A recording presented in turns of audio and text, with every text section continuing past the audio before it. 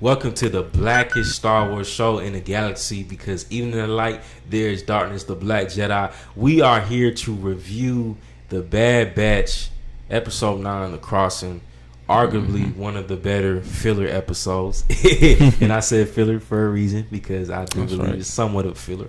But you know how we do it. It's highs and lows, and then we'll also tap into our ratings. So, KJ, we can start off with the highs, man. What do you think are some of the highs of this episode? So, I think the highs of the episode is probably, I would say, pacing towards the end. Things started to kind of pick up, and then, obviously we get like a bit of a cliffhanger.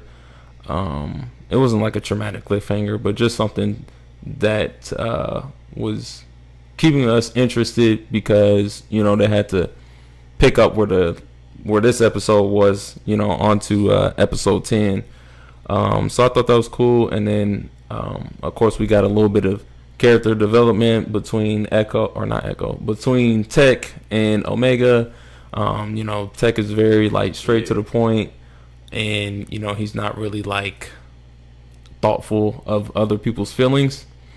So towards the end he starts to get a better bond with Omega in his own way.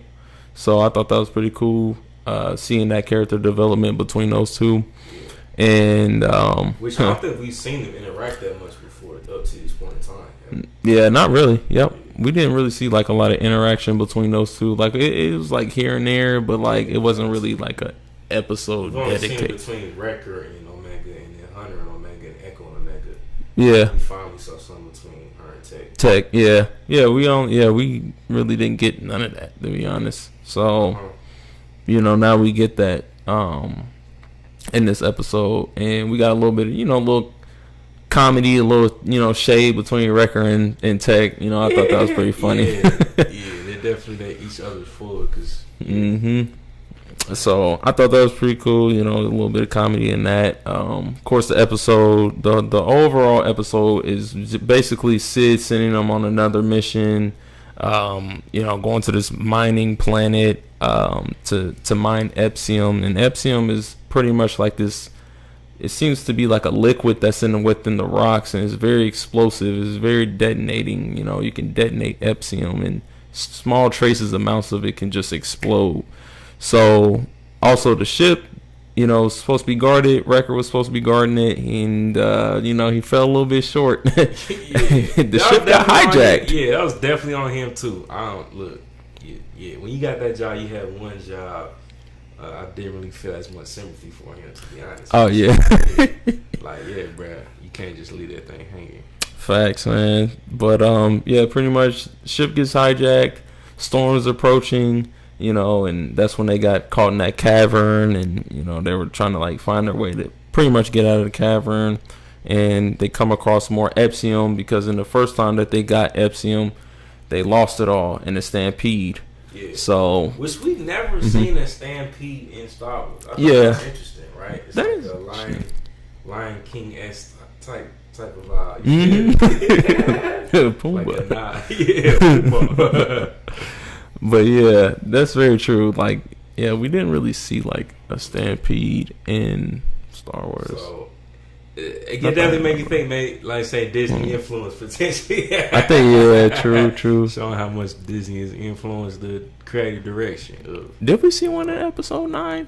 No, we saw like 9? Horses or something. I forgot. Oh yeah, to a degree. They not on that level though. They did get let loose. There we go. It was like stampeding, but it Not was more like intentional, right? Yeah. They let them out. Just like compared to just the wild. Yeah. It was just, okay. Yeah. Just a wild type situation. You feel me? I feel that. But pretty much we got that, and they get out of their pathway by falling into pretty much just like a current of water, and they end up using the Epsium to explode their way out to find a pathway, and that's when we get the cliffhanger. But overall, the episode wasn't bad. It wasn't nothing that was just like moving. It was just kind of like a small character development between like Omega and Tech. I keep saying Echo. Yeah. What are your thoughts? It's basically the same. Like, I think definitely the dope thing about this is we are seeing Omega grow and develop. That's the best thing about Omega being a part of this squad that makes the Bad Batch a lot more interesting. And why they planned it out like this would be my premise is that Omega is the foil character to the Bad Batch, right? She's young, she's inexperienced, she's immature, in the same way that the Mandalorian works so well, right? Mm-hmm. Because you got Grogu, who's extremely vulnerable and is growing and developing, versus the Mandalorian, who's very closed off, very battle hardened. You feel me? So I think they're kind of continuing in the same vein that they're trying to introduce Star Wars into a next generation, right? So Omega is that character. So once again, talking to all you people who's haters, talking about Disney just catering and you know what I'm saying? Well, screw you, because they don't want Star Wars to die off. So they're not going to make stuff for you. Because y'all don't like anything that they do anyway. Y'all don't like anything Star Wars. We talked about this before. But I'm about to go on a rant again because the lighting good. Uh-oh. The melanin popping. I'm feeling great, man. Uh-oh. Y'all hate anything Star Wars do, man. Y'all not Star Wars fans, man. Y'all Star Wars haters, man. If Star Wars drop your favorite thing, you probably still find something wrong with it. That's why we don't like you, man. If we see you on the channel, I'm probably going to block you, too. Y'all some haters. Just like that. Y'all some straight up haters. I don't even need your engagement, you feel me? Because we building the TheBlackJedi over here, and we love it. Well, we don't love Andor. But I don't love Andor, you feel me? So Andor fans, you can come at me, you feel me? But straight up, man, you got to love that Omega is growing and developing, and that's able to show how other fans and other people can hop on the train and grow and develop too and find their place in this universe. The same way Omega is struggling to deal with loss and grief, and then she's looking towards Tech, and he's like, yeah, I mean, I may not process things how you do, but it does affect how I feel. And so it's like, it's still very robotic, but it's like, that's literally how he learned to process stuff. You feel me? Yep. And it's I think it's low key in the same vein of like it's trying to parallel previous generations, potential where it's like, yeah, a lot of our folks growing up and how it's very mainstream now, like psychology and therapy and all that stuff. A lot of our folks growing up, they ain't, you know what I'm saying, they ain't know nothing about that. They wasn't deep into the game like that or expressing emotions, but they still would admit like, yeah, loss affect us, but we just had to learn to keep moving, keep pushing. And then Omega ends up taking that same type of phrase and terminology in a future episode. She's like, yeah, we got to keep moving, you know what I'm saying?